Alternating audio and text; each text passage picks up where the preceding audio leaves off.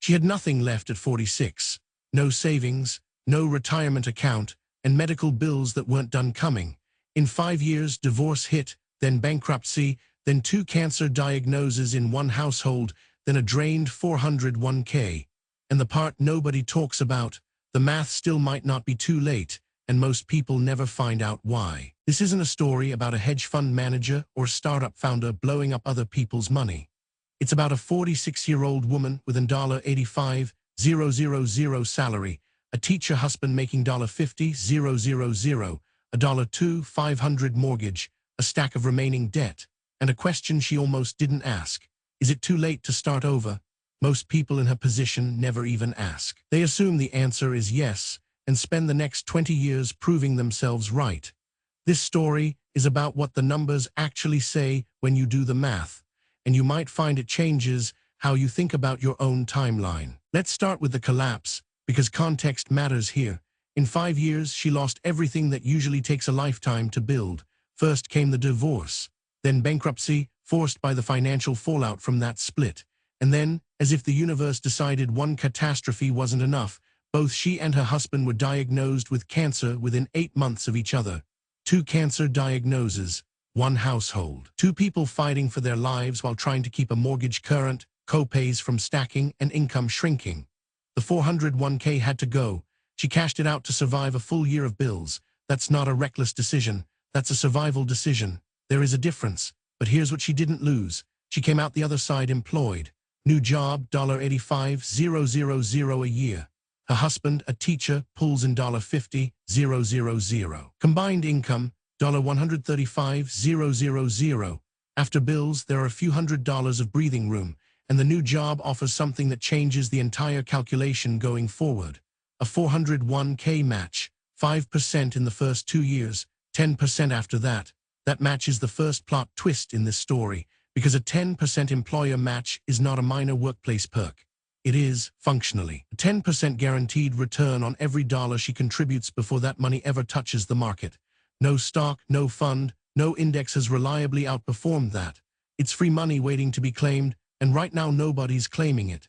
Now let's run the actual math, because this is where it gets interesting. She's 46. Assume a retirement target of 65. That's 19 years of runway.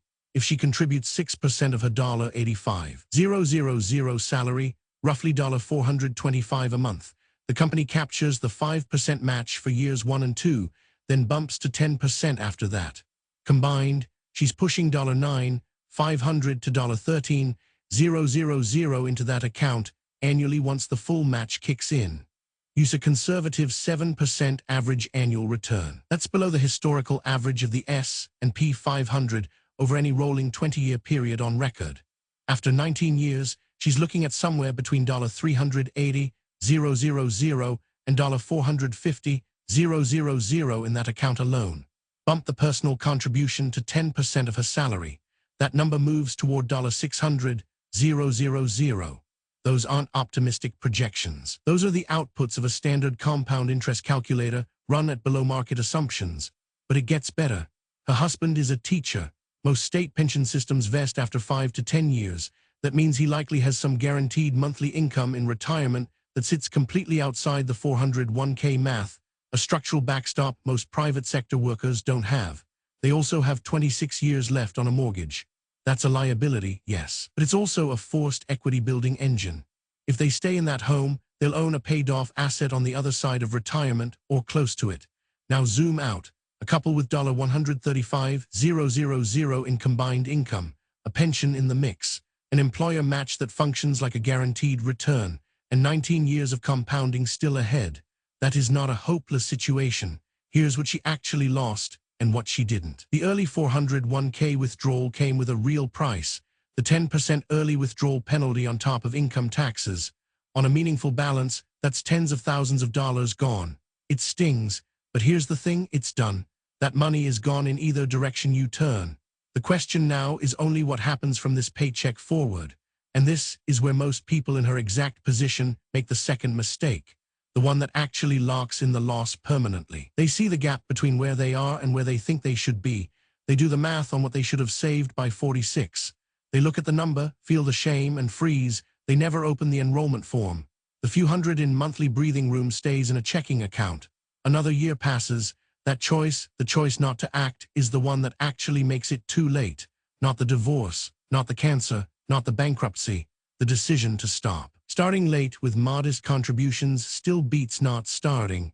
The math doesn't offer sympathy payments, but it doesn't punish late starts the way people assume either.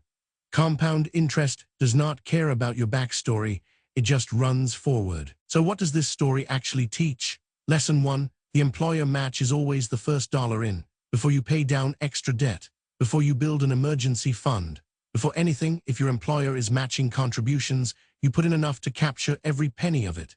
That is a 100% return on your money before any investment gain. Nothing else in your financial life competes with that number.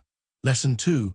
Catastrophe moves the start line, not the finish line. Divorce, bankruptcy, illness, these events change when you begin. They do not change where you can end up. The compounding math still runs. It just starts today instead of 10 years ago. Lesson 3. The most expensive financial decision available to this couple right now is to assume it's over and do nothing.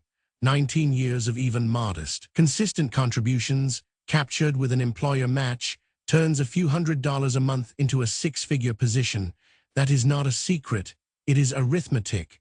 The people who recover from financial collapse are almost never the ones who found a shortcut. They're the ones who filled out the form on Monday. That's the whole story. If today's breakdown made you think about your own retirement timeline, here's something worth checking out. Robinhood. It won't add years to your runway, but it's a clean way to start building outside your employer plan, and new users get a free stock when they sign up at Robinhood. Com/referral.